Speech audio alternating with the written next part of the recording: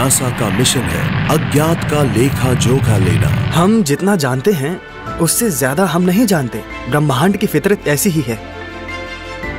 जवाबों की खोज में ये वैज्ञानिकों को अंतरिक्ष में और अंतरिक्ष यानों को हमारी सौर प्रणाली के छोर से भी आगे पहुंचाता है। जोखिम उठाना खोज करने से जुड़ा एक काम है।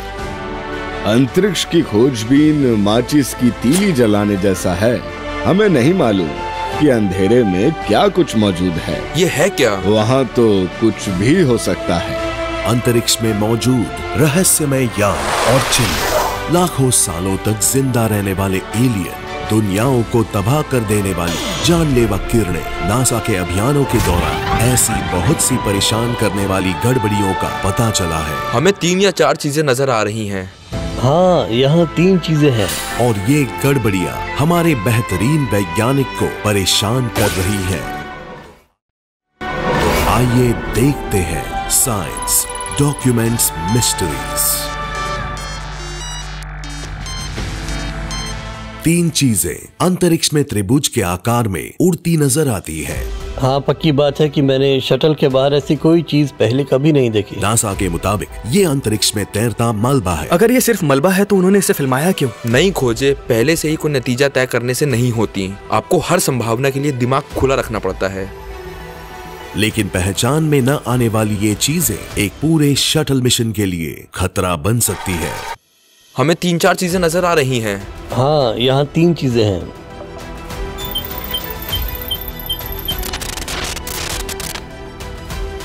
ओके, अब हमें P5 को बदलकर J5 करना है। 20 सितंबर सन 2006। आपकी अगली मंजिल है आउटबोर्ड 1 H12। हाँ, मैं उधर ही जा रहा हूँ। मजाक तो नहीं कर रहे? स्पेस शटल अटलांटिस पृथ्वी पर लौटने की तैयारी में है। इसके क्रू पिछले 12 दिनों से इंटरनेशनल स्पेस स्टेशन को जोड़ने का काम कर रहा है। तभी अचानक कुछ ऐसा होता है जिसकी किसी ने उम्मीद नहीं की थी। ओके,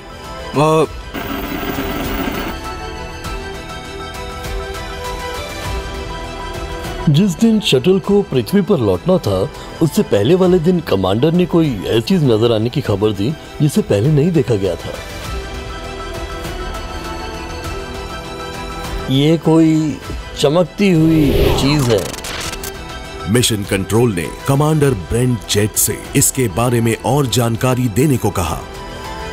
ये एक ऐसी चीज है जो ना तो ठोस लग रही है और ना ही धातु से बनी हुई है। ये पक्की बात है कि मैंने शटल के बाहर ऐसी कोई चीज पहले कभी नहीं देखी। फिर मिशन कंट्रोल ने पेलोड बे कैमरे का नियंत्रण अपने हाथ में लिया और तब हालात सचमुच दिलचस्प होने लगे। हमें 3 या 4 चीजें नजर आ रही हैं। हाँ, यहाँ 3 चीजें हैं। अजीब बात थी कि तभी इन चीजों की तादाद बढ़ गई। ऐसी 2 चीजें वहाँ और आ गईं और उन्होंने त्रिभुज जैसा आकार बना लिया।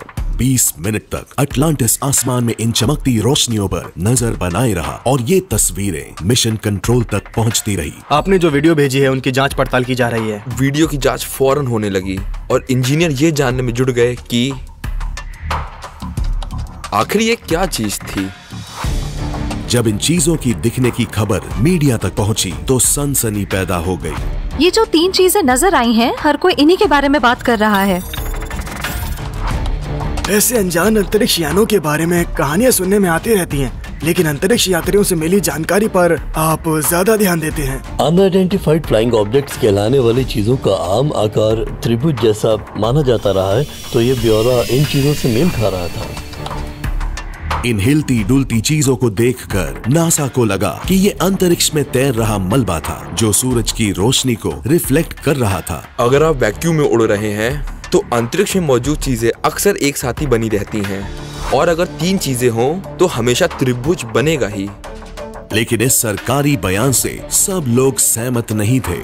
नासा ने अंतरिक्ष में मौजूद जिस मलबे की बात की है, मैं उससे बिल्कुल सहमत नहीं हूँ। इन लोगों को अंतरिक्ष में मौजूद मलबे को पहचानने के काबिल होना चाहिए। आखिर ये अंतरिक्ष यात्री हैं, इन्हें इस चीज की ट्रेनिंग दी जाती है। लेकिन नासा को वाकई ये शक था कि ये चीजें अंतरिक्ष में मौजूद मलबा थी और उसे इन्हें लेकर चिंता थी, क्योंकि 3 साल पहले किसी ऐसे शटल के मलबे की वजह से ही शटल कोलंबिया बर्बाद हुआ था। STS 107 फ्लाइट के दौरान हुई गड़बड़ी के कारण हमने कोलंबिया को गंवा दिया था, लिहाजा नासा मलबे के हर टुकड़े को लेकर बहुत गंभीर है। नासा को डर था कि अटलांटिस किसी महत्वपूर्ण मशीन के टूटकर अलग हुए हिस्से को देख रहा था। मिशन कंट्रोल में हम शटल के आसपास तैरती किसी भी चीज की तस्वीरों को पाना चाहते हैं, खासकर अगर ये चीज शटल से टूटकर अलग हो गई हो तो। 2003 में हमने जिस चेतावनी को अनदेखा किया था, हम चाहते हैं हमें बार बार ऐसी चेतावनियां मिले, हम उसके बारे में पता लगाएं, उनकी खबरें दे पाएं और समय रहते कोई कार्रवाई कर पाएं। नासा को ये पता नहीं चला कि ये चीजें हैं क्या, लिहाजा उसने कोई जोखिम नहीं उठाया। हमने जो चीज देखी थी उसके आधार पर नासा ने अगले दिन पृथ्वी पर लौटने का कार्यक्रम रद्द कर दिया। अब हमें ऐसा मौका फ्लाइट के 13वें दिन मिलने वाला था। Atlantis, we copy. नासा ने लैंडिंग में देरी कर दी ताकि इस बात की जांच हो सके कि अटलांटिस में कोई गड़बड़ी नहीं हुई थी। हम मिशन कंट्रोल ह्यूस्टन से बोल रहे हैं। जांच पड़ताल से पता चला है कि अटलांटिस की हीट शील्ड सही सलामत है। इस मामले में इस बात की ज्यादा संभावना है कि कोई मामूली चीज इत्तेफाक से शटल से टूटकर अलग हो गई हो। मुझे लगता है नासा का यही फैसला है। चमकती रहस्यमय रोशनियों की नजर आने के एक दिन बाद STS 115 को आखिरकार लैंड करने की इजाजत दे दी गई। 24,640 किलोमीटर प्रति घंटा, करीब 68 मीटर। बाद में जब नासा ने अटलांटिस की जांच पड़ताल की तो उसने एक सूक्ष्म उल्कापिंड के उसके टकराने की पुष्टि की। लैंडिंग हो गई। स्वागत है, पृथ्वी पर सही सलामत लौटने की बधाई। कोई नहीं जानता कि इसका संबंध क्रू द्वारा देखी गई त्रिभुजाकार आकृति से था या नहीं, लेकिन नासा के एहतियात की वजह से शटल सुरक्षित पृथ्वी पर लौट आया। अटलांटिस एक कमाल का यान है, ये जरूरी था कि वो ठीक से काम करे और उसने किया।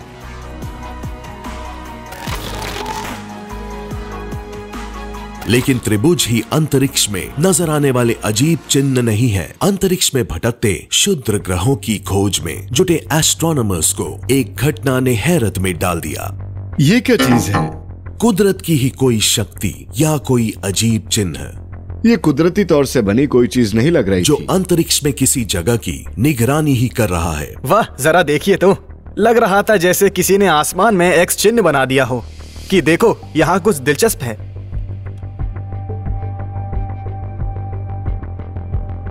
Kit Peak observatory, Arizona. Astronomer Jim Scotti ने अंतरिक्ष में आगे बढ़ रहे एक अजीब से दिखने वाले कॉमेट के बारे में सुना। उन्होंने इसे देखने की सोची। मैंने 1.8 मीटर के अपने टेलीस्कोप के जरिए कुछ तस्वीरें ली और मुझे वाकई कुछ अजीब नजर आया। ये चीज उनके द्वारा देखे गए किसी भी कॉमेट से मेल नहीं खा रही थी। इसकी पूंछ काफी लंबी और पतली थी और इस कॉमेट के अगले हिस्से के इर्द गिर्द कुछ अजीब सा हो रहा था। ये बताना मुश्किल था कि क्या हो रहा है, लेकिन जो भी था दिलचस्प था। इस धुंधली सी तस्वीर में प्रोब जैसा एक आर्म इसके मुख्य संरचना से बाहर की तरफ निकल रहा था। जब हमारी सोलर सिस्टम से इस अजीब सी चीज के गुजरने की खबर फैली तो नासा ने अपने सबसे ताकतवर औजार का इस्तेमाल करके इस पर करीबी निगाह डालने का फैसला किया। ये था हबल स्पेस टेलीस्कोप। इसके करीब 2.5 मीटर चौड़े विशाल आईने से तस्वीरों को सीधी नासा के वैज्ञानिकों तक भेजा गया। उन्होंने जो कुछ देखा उसकी उन्हें उम्मीद नहीं थी। हमने जब पहल इसे देखा तो लगा कि ये सामान्य नहीं है, ये तो प्राकृतिक भी नहीं है। हम स्क्रीन पर इसकी तस्वीरें देखकर हैरत में पड़ गए। आसमान में X अक्षर जैसा एक आकार बना हुआ था। वहाँ एक X आकार था।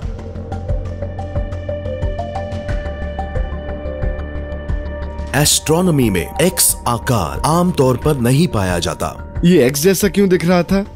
ये कुदरती तौर से बनी कोई चीज नहीं लग रही थी। इस चीज की रफ्तार थी 17,600 किलोमीटर प्रति घंटा। क्या ये कोई संरचना थी? क्या ये कोई स्पेसक्राफ्ट था? इस विशाल X की लंबाई 2400 किलोमीटर से भी ज्यादा थी। पृथ्वी पर तो ऐसी मशीन बनाई ही नहीं जा सकती थी, लेकिन साथ ही ये कुदरती तौर पर बनी किसी चीज से मेल भी नहीं खा रही थी। एस्ट्रोनॉमर जे कैवलार्स इस चीज को देखकर हैरत में पड़ गए। उनका कहना था कि एक्स जैसी लगने वाली ये चीज एक अजीब सी घटना का नतीजा है। शायद दो क्षुद्र ग्रहों में आपस में टक्कर हो गई थी। जब हम सिमुलेशन करते हैं तो नजर आता है कि ऐसी टक्करों से ऐसी संरचनाएं बन सकती हैं। लेकिन ये बात अभी सिर्फ एक थियरी थी। हम जितना जानते हैं उससे ज्यादा हम नहीं जानते। ब्रह्मांड की फितरत ऐसी ही है। शायद हमें ये बात कभी पता ना चले कि ध्वनि की रफ्तार से भी 15 गुना ज्यादा गति पर आगे बढ़ता चमकता एक्स किसी दूसरे ग्रह के जीवों की कोई निशानी हो सकती है या नहीं। कुछ वैज्ञानिकों का मानना है कि ऐसी किसी चीज की रफ्तार इससे कम होनी चाहिए। शायद वहाँ जीवों को प्राकृतिक तौर पर प्रजनन करने में 10 लाख साल लग जाएं। जबकि कुछ अन्य उम्मीद करते हैं कि दूसरे ग्रह के वासी हमें पहले नहीं ढूंढेंगे। हम अभी मानव को मंगल ग्रह पर पहुंचाने से बहुत दूर हैं, लेकिन नासा की ताजा तरीन मिशन का कहना है कि कोई यान या कोई जीव वहां पहले ही पहुंच चुका है। हम मंगल ग्रह पर रोवर उतार चुके हैं। तो सबसे पहले हमने क्या देखा? वहां से उड़कर जाती दो चीजों को। हमने 80 लाख किलोमीटर का सफर किया और मंगल पर यूएफओस को उड़ते हुए देखा। नासा का क्यूरोसिटी रोवर मंगल ग्रह की जांच पड़ताल से जुड़ा एक नया युग शुरू करता है। ये सभी लोगों के लिए एक बहुत ही बड़ी घटना है। हैरत अंगेज फुटेज वैज्ञानिकों को स्तब्ध कर देती है। हमें एक नहीं बल्कि 2 यूएफओस नजर आए हैं। क्या ये बात आपको अजीब नहीं लगती?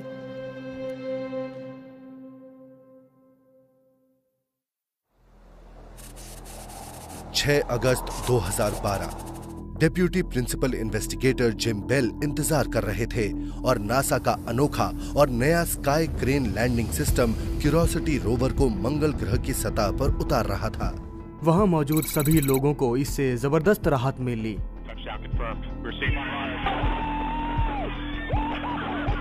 8 महीने के इंतजार के बाद वैज्ञानिकों को आखिरकार इस लाल ग्रह की पहली हाई रेजोल्यूशन तस्वीरें देखने को मिल गई। लेकिन जिन तस्वीरों ने पूरी दुनिया का ध्यान अपनी तरफ खींचा, उनमें क्यूरोसिटी के अलावा भी वहां कोई दिख रहा था।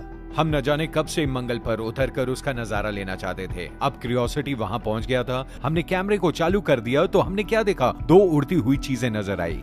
क्षितिज पर बादल जैसा एक डरावना आकार मंडरा रहा था और इतना ही नहीं, वहां बादल में से बहुत तेज रफ्तार पर एक चीज उड़ भी रही थी। वहां 2 यूएफओ नजर आए। ये बात मुझे बहुत ही अजीब लगी। ऐसे में आप ये उम्मीद करेंगे कि हम बाहरी अंतरिक्ष में जो कुछ कर रहे थे उस पर नजर रखी जा रही थी।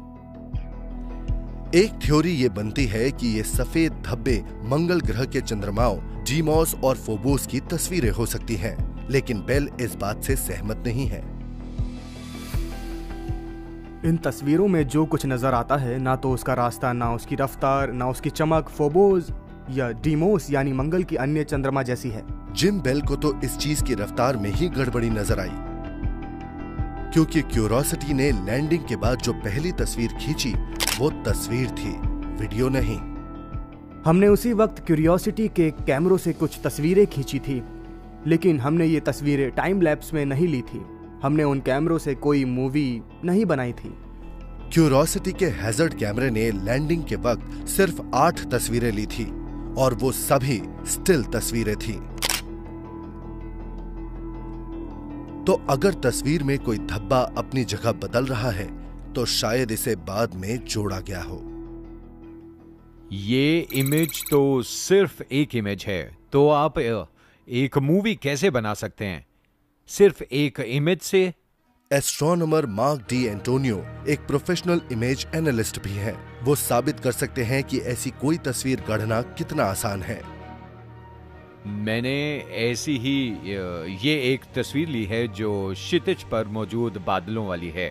आप ये बादल क्षितिज पर देख सकते हैं और इसमें मैंने खुद एक यूएफओ जोड़ दिया है। अगर आप मैं प्ले वाला बटन दबाऊं तो आप इसे आगे बढ़ते और गायब होते देख सकते हैं। ये रोवर के पीछे गायब हो जाती है, लेकिन इसे मैंने जोड़ा, ये नकली है। तो नासा की फुटेज में बदलाव करना इतना आसान है। हम इंटरनेट पर अपनी तस्वीरों को तकरीबन रियल टाइम में पोस्ट करते हैं। दुनिया में उन्हें कोई भी डाउनलोड कर सकता है, और अगर आप कुछ पिक्सेल्स की चमक को बदलना चाहते हैं और तस्वीरों की नकल करके टाइम लैप्स बनाना चाहते हैं तो ये मुमकिन है। आजकल लोग इमेज प्रोसेसिंग सॉफ्टवेयर के मामले में काफी उस्ताद हो गए हैं। इस सबूत का एक आखिरी हिस्सा है क्षितिज पर नजर आने वाले बादल। बादल हिल ही नहीं रहा था और मुझे ये बात ठीक नहीं लगी, क्योंकि इससे मुझे यही लगा कि ये साफ साफ नकली है। लेकिन इससे भी बादल के नजर आने की कोई पुख्ता वजह समझ नहीं आती। कोई चीज इसके लिए जिम्मेदार होगी। जिम बेल का मानना है कि इस सवाल के जवाब के लिए आपको लैंडिंग से पहले वाली घटनाओं का अध्ययन करना होगा। मेरे कई साथियों को लगता है कि हमने इत्तेफाक से ही स्काई क्रेन के क्रैश और धमाके की तस्वीर ले ली थी। ये तमाम चीजें क्षितिज की तरफ जाती हैं, तब भी रोवर में काफी ईंधन था और इसके जमीन से टकराते ही ईंधन में धमाका हो जाता है, जिससे एक बड़ा सा गुब्बार उठता है और उन तस्वीरों में हमें यही चीज नजर आती है।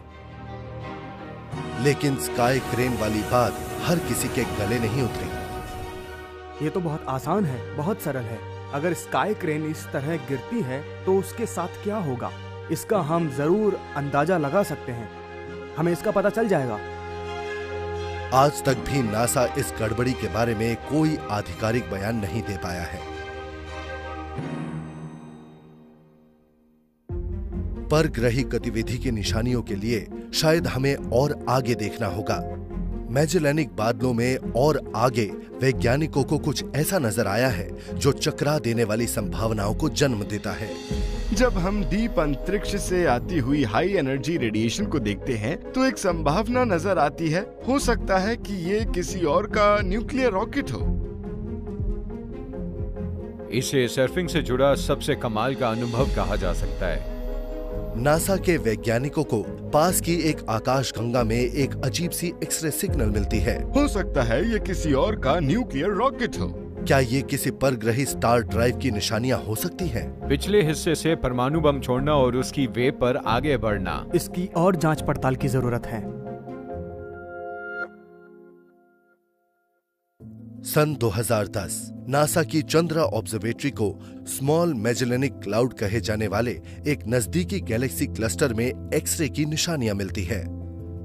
एस्ट्रोनॉमरों ने शुरू में एक एक्सरे को एक पल्सर बताया। पल्सर घूमते हुए न्यूट्रॉन के तारे होते हैं जो विशाल तारों के टूटने से बनते हैं। जब कोई तारा दम तोड़ता है तो इसका सारा मास एक छोटा सा गोल रूप ले लेता है। यही होता है पल्सर। इसे पल्सर इसलिए कहते हैं क्योंकि जब बेहद घनत्व वाली ये चीज घूमती है तो पल्स में एक्सरे किरणें छोड़ती है। लेकिन इस पल्सर का व्यवहार बहुत ही अजीब था। इसे पूरा घूमने में 18 मिनट लग रहे थे। ये अवधि किसी भी पल्सर के मुकाबले कहीं ज्यादा है। ये बात काफी नामुमकिन सी लगती है कि कोई पल्सर तक चक्कर काटने में 18 मिनट का समय लगा दे। हमें इन आंकड़ों की कोई तुक समझ नहीं आ रही थी। तो अगर ये सिग्नल कोई पल्सर नहीं था तो क्या हो सकता था? जब हम डीप अंतरिक्ष से आती हुई हाई एनर्जी रेडिएशन को देखते हैं तो एक संभावना नजर आती है। हो सकता है कि ये किसी और का न्यूक्लियर रॉकेट हो। हर 18 मिनट में किसी न्यूक्लियर रॉकेट का फटते जाना असंभव सा लगता है, लेकिन फिजिक्स के तहत ऐसा हो सकता है। अगर आप आगे बढ़ना चाहते हैं तो न्यूटन के दूसरे नियम के मुताबिक आपको एक रिएक्शन की जरूरत होगी। इसका एक तरीका होता है केमिकल फ्यूल जलाना, जैसा कि हम मौजूदा रॉकेट में करते हैं, और दूसरा तरीका है अपने पीछे छोटे छोटे बम छोड़कर उनमें विस्फोट करना और फिर इस धमाके के जरिए आगे बढ़ना। अंतरिक्ष युग की शुरुआत में ये माना जाता था कि हम एटम बमों के जरिए ऐसा कर सकते हैं। रेडिएशन स्पेसक्राफ्ट के पीछे मौजूद प्लेट को धकेलता और स्पेसक्राफ्ट आगे बढ़ जाता है। इस तरह यान लगातार अंतरिक्ष में आगे बढ़ता जाता है। आप पिछले हिस्से में परमाणु बम छोड़ते हैं और उसकी वेव पर आगे बढ़ते हैं और इसे सर्फिंग से जुड़े सबसे कमाल का अनुभव कह सकते हैं। ये किसी विज्ञान कथा जैसी बात लगती है, लेकिन है नहीं। सन 1950 के दशक के एक बेहद गोपनीय प्रोजेक्ट की फुटेज से पता चलता है कि नासा प्रोपल्शन के एक तरीके के रूप में एटम बमों के इस्तेमाल पर गंभीरता से सोच रहा था। इस योजना का नाम था प्रोजेक्ट ओरायन।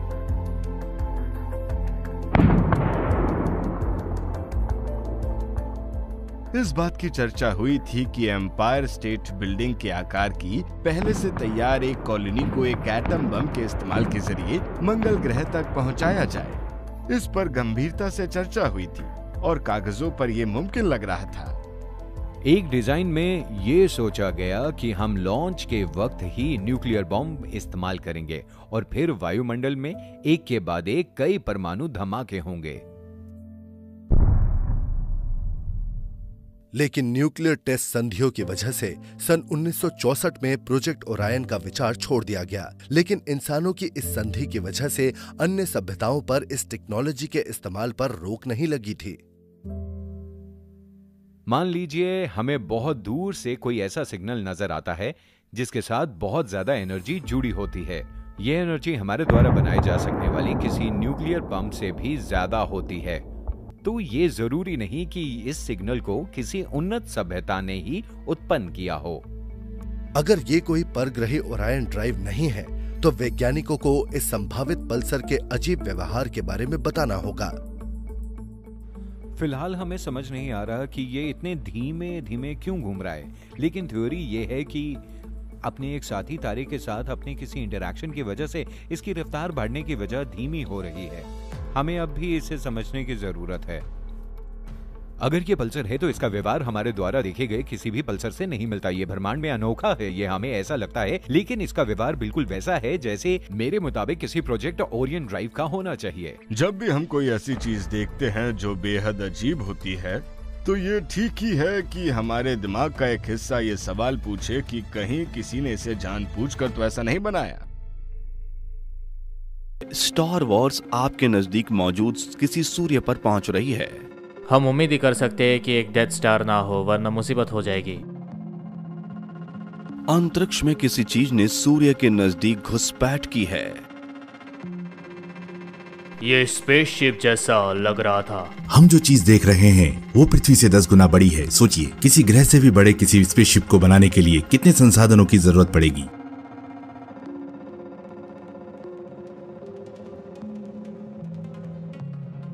मार्च सन 2012 में एस्ट्रोनॉमर जब पृथ्वी की कक्षा में मौजूद एक सोलर टेलीस्कोप से मिली तस्वीरों को देख रहे थे तो उन्हें सूर्य के दक्षिणी ध्रुव के पश्चिम में एक अजीब सी चीज नजर आई।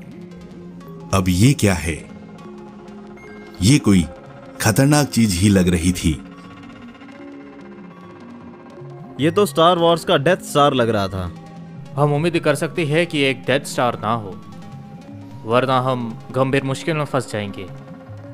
किसी ग्रह के आकार के तंतु एक स्याह सी चीज को सूर्य की सतह से जोड़ते लग रहे थे।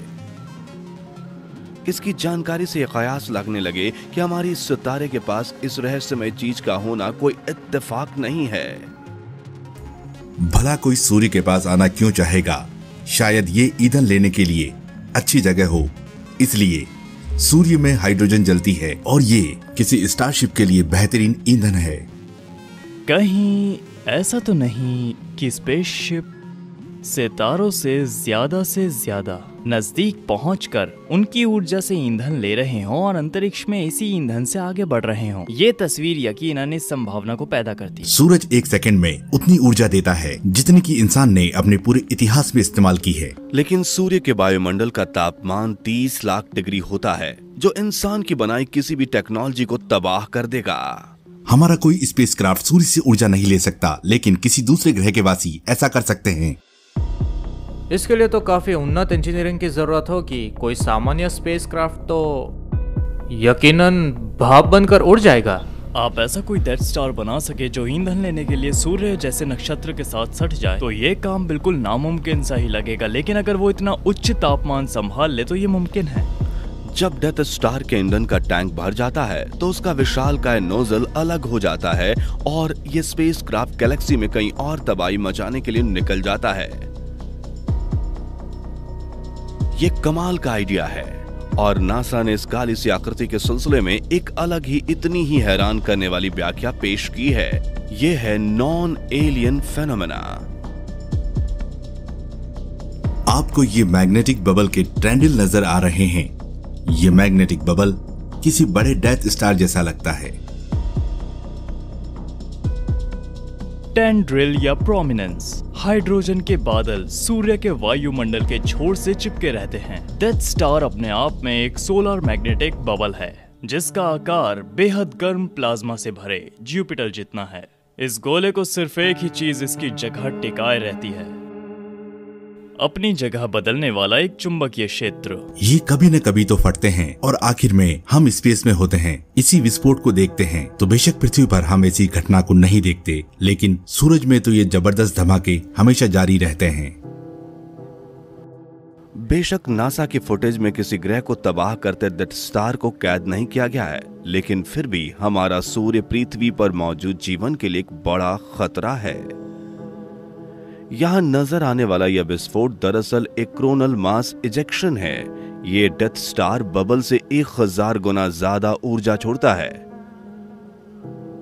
अगर हम इनमें से किसी एक का निशाना बन जाए तो ये पृथ्वी पर तबाही मचा सकता है। ये चीजें सैटेलाइट्स को तबाह कर सकती है और इलेक्ट्रॉनिक्स को बर्बाद। इससे संचार पर भी असर पड़ता है, पावर ग्रिड भी प्रभावित होती है और बिजली की आपूर्ति भी। इससे भी बुरी बात ये कि सौर गतिविधियों के अचानक होने वाले उतार चढ़ाव से पृथ्वी लंबे समय के लिए हिम युगों के चंगुल में फंस सकती है, या इस कारण हमारा ग्रह नमी भरे जंगलों और तपते रेगिस्तानों की भेंट चढ़ सकता है। सूर्य हमारे नजदीक मौजूद एक बड़ी चीज है और अतीत में हम इसकी अनदेखी करते आए हैं। आगे देखिए, अंतरिक्ष में टेलीपैथी। वो देखना चाहते हैं कि क्या वो पृथ्वी पर मौजूद अपने दोस्तों तक टेलीपैथिक संदेश भेज सकते हैं। और एक आगंतुक दूसरी दुनिया से। उन्हें आलू के आकार के पत्थर मिले, वो हरे रंग के थे। अंतरिक्ष यात्री अक्सर ऐसी चीजें देखते हैं जिनका अंदाजा उनके उपकरणों को नहीं हो पाता। अचानक ऐसा लगा जैसे मेरी दाईं आंख में धमाका हुआ, फिर एक धारी सी नजर आई। इस घटना की वजह से कई गोपनीय प्रयोग शुरू हुए। तो क्या इससे जुड़ी व्याख्या एकदम अनोखी हो सकती है? ये अंतरिक्ष यात्रियों के साथ टेलीपैथी के जरिए संवाद कर रहे हैं।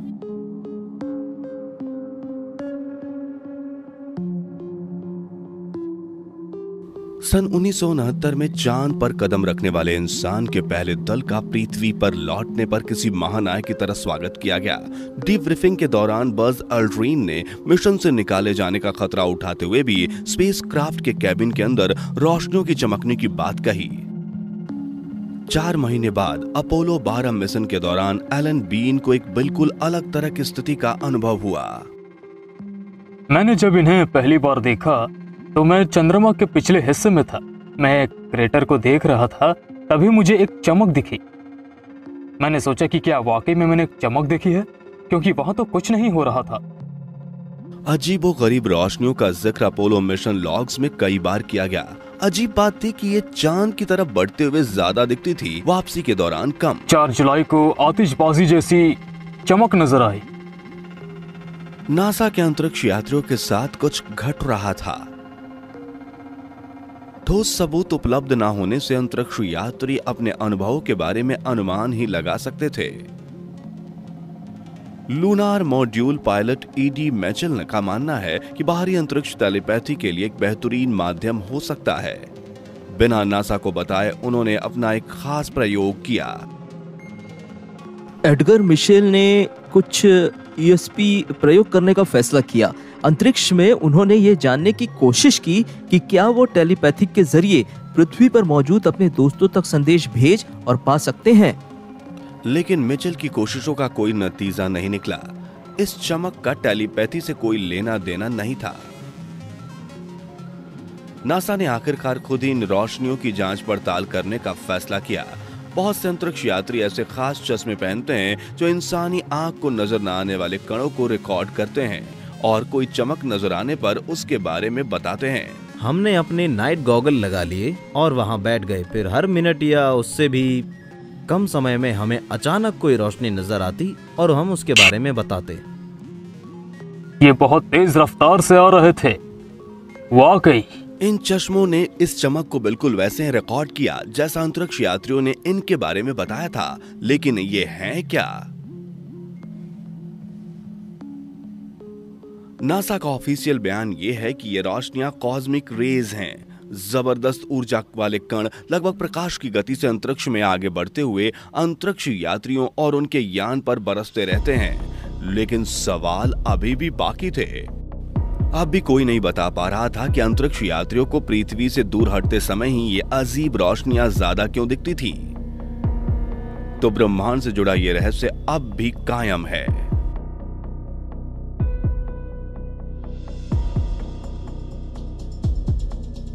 अंतरिक्ष में लाखों आकाश गंगाएं और अरबों तारे हैं, तो किसी न किसी ग्रह पर तो जीवन होना चाहिए। और अगर ऐसे किसी ग्रह के लोग पहले ही पृथ्वी पर आ चुके हों तो मंगल ग्रह के वासियों ने पृथ्वी पर हमला कर दिया। वो अपने साथ लाए हैं मौत और बर्बादी। वॉर ऑफ द वर्ल्ड्स ने ब्रह्मांड में हमारी जगह के बारे में सोचने पर मजबूर कर दिया। इसका लोगों पर बहुत बुरा असर पड़ा, क्योंकि वो सोचने लगे कि शायद ब्रह्मांड में सिर्फ हम ही नहीं हैं। लाल ग्रह यानी मंगल पर जीवन की संभावना में हम काफी समय से दिलचस्पी लेते रहे हैं।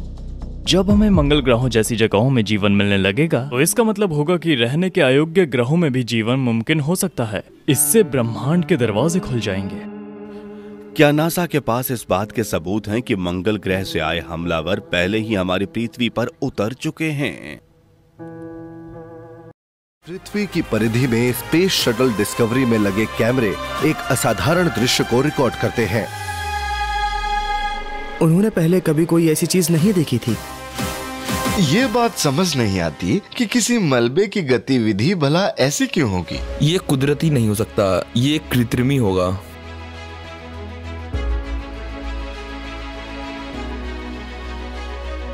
कोलंबिया शटल के पृथ्वी की कक्षा में दाखिल होते वक्त नष्ट हो जाने के 2.5 साल बाद नासा ने स्पेस शटल डिस्कवरी को कक्षा में भेजा।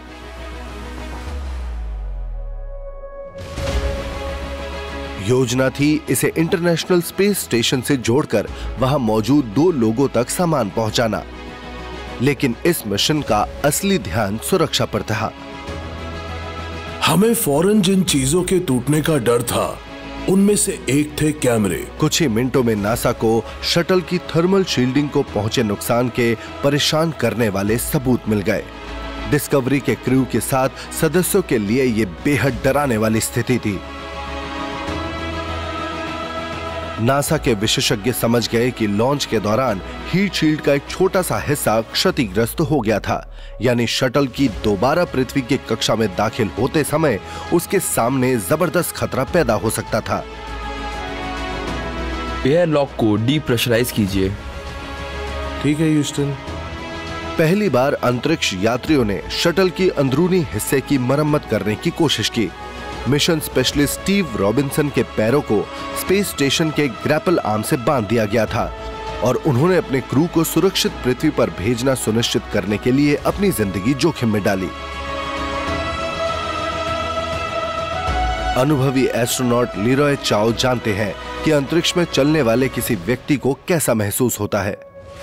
आप जैसे युद्ध करने के मूड में होते हैं। आपके चौकन्नेपन का इस्तेमाल बहुत ज्यादा बढ़ जाता है। अगर आप स्टेशन से डिस्कनेक्ट हो जाते हैं तो आप उससे दूर होते जाएंगे और आपका बचना मुश्किल हो जाएगा। शुरू करते हैं। जोखिम बहुत ज्यादा था, लेकिन स्टीव रॉबिन्सन ने अपनी सुध बुध कायम रखी। ठीक है ह्यूस्टन। डिस्कवरी ह्यूस्टन, आप सब लोग बहुत खुश हैं। चलिए झटपट अपना काम खत्म कर लीजिए। ठीक है, हम ऐसा ही करेंगे।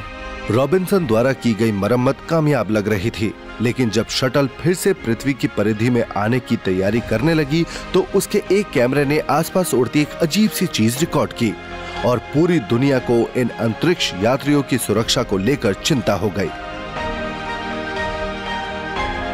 इन लोगों ने जो कुछ देखा उसे एक बूमरंग कहा गया। ये चीज एक खास दिशा में आगे बढ़ रही थी। उसने दिशा बदली और ये दूर चली गई। लग रहा था जैसे इस बूमरैंग ने जानबूझकर दिशा बदली हो। कुछ पर्यवेक्षक अंदाजा लगाने लगे कि शटल का पीछा किया जा रहा था। आखिर यहाँ क्या हो रहा था? आमतौर पर कोई चीज तब तक अपनी दिशा नहीं बदलती जब तक उससे कोई नियंत्रित न कर रहा हो। हालांकि नासा ने इसे लेकर कोई आधिकारिक बयान जारी नहीं किया, लेकिन एक स्वतंत्र वैज्ञानिक खोजबीन ने इस बूमरैंग को अंतरिक्ष में मौजूद एक मलबा बताया, जिसका कोण पृथ्वी के वायुमंडल के ड्रैग से प्रभावित हो रहा था। लेकिन इस बात से हर कोई सहमत नहीं हुआ। कोई मलबा भला एक खास अंदाज में क्यों गिरेगा, इसकी कोई तुक नहीं है। अगर आप इसके बजाय ये सोचें कि ये किसी के द्वारा नियंत्रित किया जाने वाला कोई व्हीकल था, तो एक जबरदस्त कहानी बनती है। और ये कहानी इतनी बड़ी बन गई कि सोशल मीडिया में छा गई। 1 लाख से ज्यादा लोगों ने अंतरिक्ष में नजर आने वाली इस हैरत अंगेज चीज को देखा। अगर ये बूमरैंग फिर से वापस आती है तो दुनिया जरूर इसका इंतजार करेगी। हम हमेशा से परग्रहवासियों को ढूंढने के लिए आसमान की तरफ देखते रहे हैं और ब्रह्मांड में जीवन की निशानियां खोजते रहे हैं, लेकिन अब एक नया आइडिया वैज्ञानिक बिरादरी में जगह बनाता जा रहा है। आमतौर पर सोचा जाता है कि जीवन की शुरुआत यहाँ पृथ्वी पर हुई थी, लेकिन हम यकीन से ऐसा नहीं कह सकते। मान लीजिए हम पृथ्वी पर पैदा ना हुए हो, अगर हम किसी और दुनिया से आए घुसपैठी हो तो, अगर हम किसी और ग्रह से आए लोग हों तो,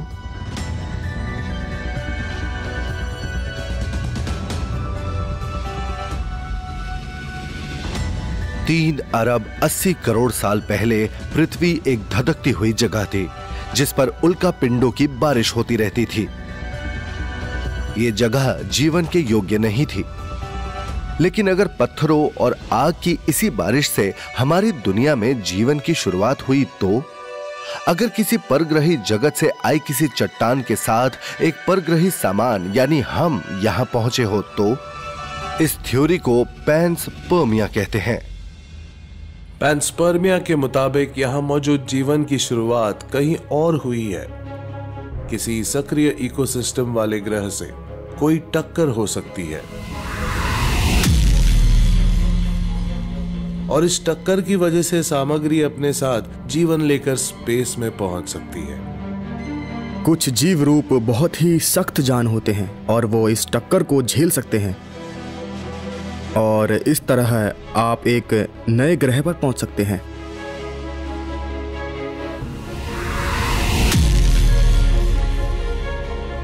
तो हो सकता है कि हम दूसरे ग्रह से आए जीव हों।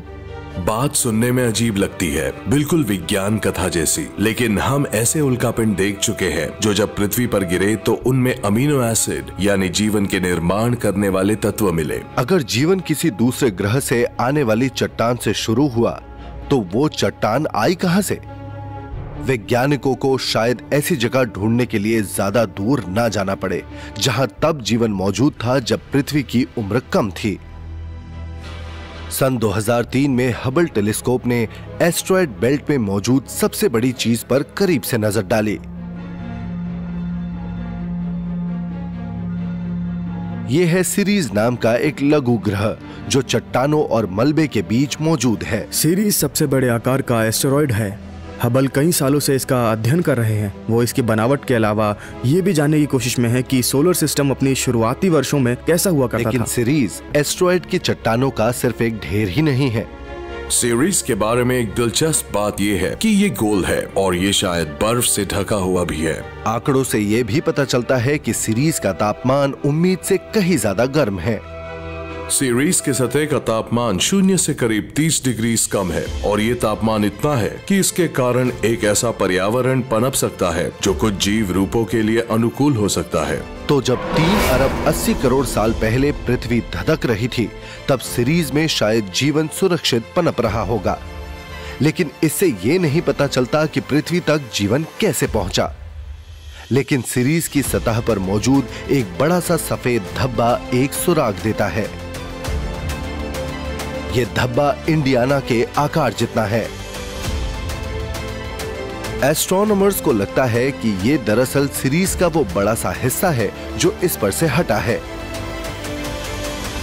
और ये 4 अरब साल पहले हुई एक विध्वंसकारी टक्कर का नतीजा है।